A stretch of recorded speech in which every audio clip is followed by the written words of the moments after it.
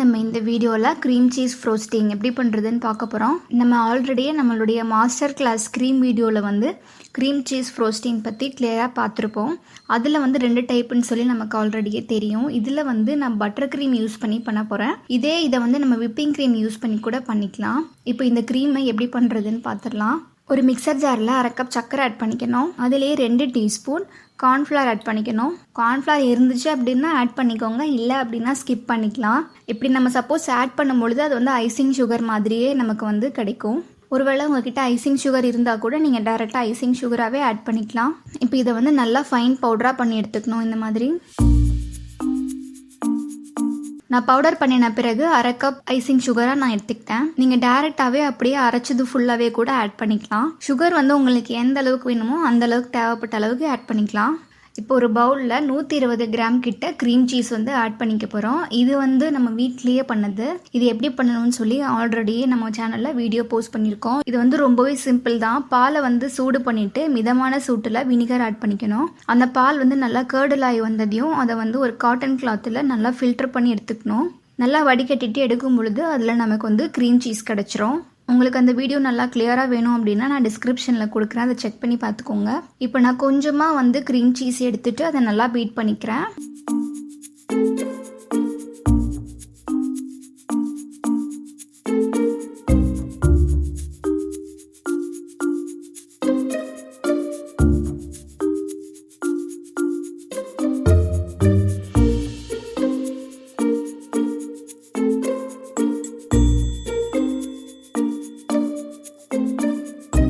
அதிலே கொஞ்சம் கொஞ்சமாக பவுடர் சுகர் ஆட் பண்ணிக்கிறேன்.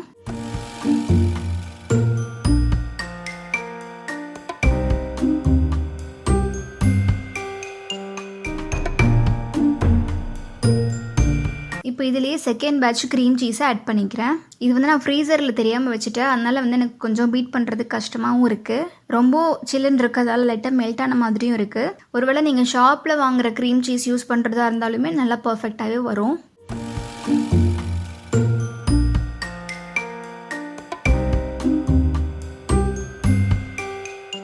அடுத்து ஒரு பவுலில் 250 கிராம் பட்டர் ஆட் பண்ணிக்கணும். இது வந்து அன்சால்டட் பட்டர் தான் ஆட் பண்ணிக்கணும். இது வந்து நல்லா ஃப்ரிட்ஜில் இருந்து எடுத்திருக்கேன், நல்லாவே ஹார்டாக இருக்குது. இது வந்து இந்த மாதிரி கட் பண்ணி விட்டுட்டு நம்ம பீட் பண்ண ஆரம்பிச்சிடலாம். பட்டர் வந்து நல்லா சில்லாக இருக்கும் பொழுதே பீட் பண்ண ட்ரை பண்ணுங்கள். ரூம் டெம்பரேச்சருக்கு மாறிட்டு அப்புறம் அது நல்லா மெல்ட் ஆன பிறகெல்லாம் வந்து பட்டரை வந்து பீட் பண்ணோன்னா நமக்கு சரியாக வராது. ஸோ மேக்ஸிமம் கூலாக இருக்கும் பொழுதே வந்து நல்லா பீட் பண்ணிக்கணும்.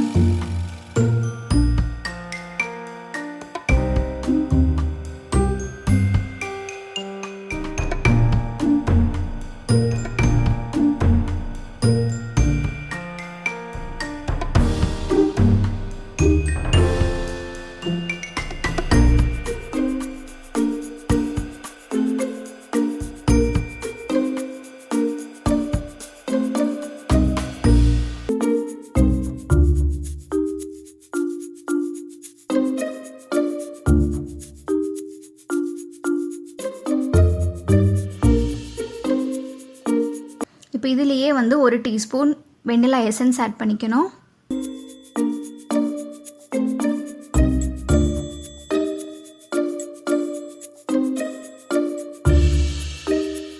இது பாருங்கள், பீட் பண்ணும் பொழுதே நல்லா கலர் சேஞ்ச் ஆகி க்ரீம் மாதிரி நமக்கு கிடைக்கும்.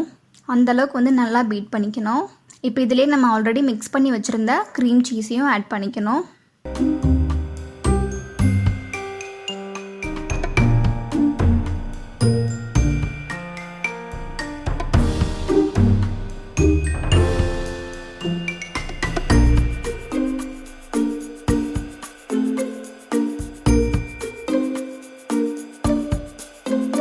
பாருங்கள், இப்போ பீட் பண்ணதையுமே நமக்கு க்ரீம் சீஸ் ஃப்ரோஸ்டிங் கிடச்சிருச்சு. ஆனால் ஆக்சுவலாக எப்படி பண்ணணும் அப்படின்னா பட்டருடைய அளவு வந்து ரொம்பவே கம்மியாக இருக்கணும், சீஸினுடைய அளவு வந்து ரொம்பவே அதிகமாக இருக்கணும். ஃபார் எக்ஸாம்பிளுக்கு வந்து இப்போ நான் பட்டர் வந்து இதில் 250 கிராம் எடுத்திருக்கேன், க்ரீம் சீஸ் வந்து 120 கிராம் வரைக்கும் எடுத்திருக்கேன். ஆனால் அந்த மாதிரி இருக்கக்கூடாது. 250 கிராம் வந்து க்ரீம் சீஸாகவும் 120 கிராம் வந்து பட்டராகவும் இருக்கணும். க்ரீம் சீஸினுடைய அளவு தான் வந்து அதிகமாக இருக்கணும். என்கிட்ட வந்து க்ரீம் சீஸ் வந்து குவான்டிட்டி கம்மியாக இருக்கிறதால நான் வந்து அதை கம்மியாகவும் பட்டரை வந்து அதிகமாகவும் ஆட் பண்ணிக்கிட்டேன். ஒருவேளை உங்ககிட்ட க்ரீம் சீஸ் வந்து ஆல்ரெடி இருந்தது அப்படின்னா நீங்கள் வந்து அதை வந்து அதிகமாகவும் பட்டரை வந்து கம்மியாகவும் ஆட் பண்ணிக்கலாம். இப்போ வந்து நம்ம பைப்பிங் பேக்கில் ஃபில் பண்ணிவிட்டு கேக் மேலே டிசைன் பண்ணிக்கலாம். ரொம்பவே பர்ஃபெக்டாக வரும். இது ரூம் டெம்பரேச்சர்லேயும் கொஞ்சம் நேரம் இருக்கும், சீக்கிரமாக மெல்ட் ஆகாது. இந்த க்ரீம் வந்து ரெட் வெல்வெட் கேக்குக்கு பர்ஃபெக்டான ரெசிபி. நம்ம சேனலில் அடுத்த வீடியோவாக ரெட் வெல்வெட் கேக் தான் வந்து போஸ்ட் பண்ண போகிறேன். இந்த க்ரீம் சீஸ் ஃப்ரோஸ்டிங்கை யூஸ் பண்ணி என்டையர் கேக்கையுமே வந்து நம்ம கவர் பண்ணிக்க முடியும். இதை யூஸ் பண்ணி அழகாக டிசைன் பண்ணிக்கவும் முடியும். ஒரு பர்ஃபெக்டான டெக்கரேஷனுக்கு வந்து இது ரொம்ப பர்ஃபெக்டான க்ரீம் தான். மெயினாக இந்த க்ரீமை ரெட் வெல்வெட் கேக்குக்கு வந்து யூஸ் பண்ணிப்பாங்க. ஷாப்லாம் எப்படி இருக்கும் அப்படின்னா விப்பிங் க்ரீம் சீஸ் ஃப்ரோஸ்டிங் தான் வந்து மேக்ஸிமம் யூஸ் பண்ணுவாங்க. ஒருவேளை நீங்கள் பட்டர் வந்து சாப்பிட மாட்டீங்க, அதை யூஸ் பண்ண மாட்டீங்க அப்படின்னா நீங்கள் பட்டருக்கு பதிலாக விப்பிங் க்ரீம் கூட யூஸ் பண்ணிக்கலாம். விப்பிங் க்ரீம் சீஸ் ஃப்ரோஸ்டிங்காக கூட நம்ம பண்ணிக்கலாம். அது வந்து ரெட் வெல்வெட் கேக்குக்கு இன்னுமே நல்லா பர்ஃபெக்டாகவே இருக்கும்.